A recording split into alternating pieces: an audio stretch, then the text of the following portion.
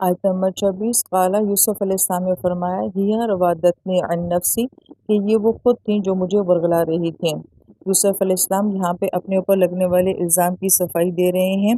اور یہ بہت ضروری ہے کیونکہ اگر ابھی یہ اپنا معاملہ کلیئر نہیں کرتے تو اس سے پہلے انہوں نے محل میں جتنے بھی اچھے کام کیے ہوں گے ان سب کے اوپر بھی سوالیہ نشان آ جائے گا کہ اگر یہ اپنے مالک کے ساتھ وفادار نہیں ہیں تو پھر انہوں نے نہ جانے محل میں اور کیا کیا غلط کام کیے ہوں گے۔ لہذا جب انسان کے اوپر الزام لگے تو اس کو خاموش نہیں رہنا چاہیے، یہ کوئی روحانیت یا صبر نہیں ہوتا بلکہ اس کو اپنے آپ کو کلیئر کرنا چاہیے۔ لہٰذا قرآن میں حضرت عائشہ رضی اللہ عنہا کے اوپر جب الزام لگتا ہے تو اس کی صفائی کے لیے قرآن آ جاتا ہے، اور جب یوسف علیہ السلام کے اوپر الزام لگ رہا ہے تو اللہ تعالیٰ نے اسی عورت کے خاندان میں سے ایک شخص سے جو ہے وہ گواہی دلوائی ہے، تو اللہ تعالیٰ بھی اپنے نیک بندوں کو ان الزام سے جو ہے وہ بری کروانا چاہتے ہیں۔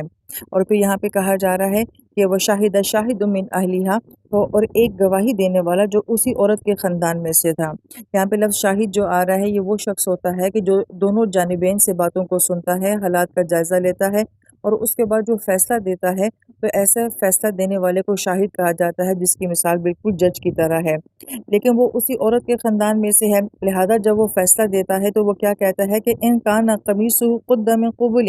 کہ اگر تو وہ قمیض آگے کی جانب سے پھٹی ہوئی ہے، فصدقت، تو اس کا مطلب ہے کہ عورت سچی ہے، وَهُوَ مِنَ الْكَاذِبِينَ، اور یوسف علیہ السلام جو ہیں وہ جھوٹے ہیں۔ لہٰذا ایک طرح سے ان الفاظ میں فیورزم نظر آ رہی ہے کہ پہلے وہ بات کر رہا ہے کہ جو کہ عورت کے حق میں جا رہی ہے، کہ آگے سے قمیض کا پھٹنا جو ہے یہ بات عورت کی فیور میں جائے گی۔ پھر آیت نمبر 27 میں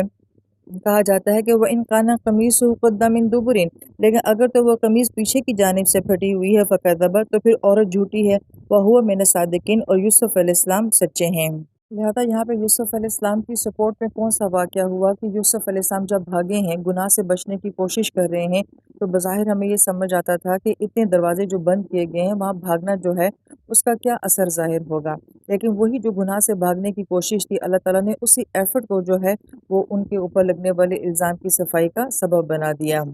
اور اس آیت کا جو خاص مزاج ہے وہ یہ کہ بات اب ان دونوں سے نکل کے بہت سارے لوگوں میں پھیل چکی ہے، لہٰذا ایسی باتیں جو ہوتی ہیں وہ بہت جلد مشہور ہو جاتی ہیں، اور لوگ ایسی باتوں میں بڑے شوق کا اظہار بھی کرتے ہیں، جسے ہماری زبان میں کہا جاتا ہے کہ مرچ مسالے لگا کے ان باتوں کو آگے سے آگے پھیلایا جاتا ہے۔ لہٰذا ایسے اعمال انسان کتنی ہی چھپانے کی کوشش کیوں نہ کرے، لیکن بہرحال یہ باتیں ظاہر ہو کے رہتی ہیں۔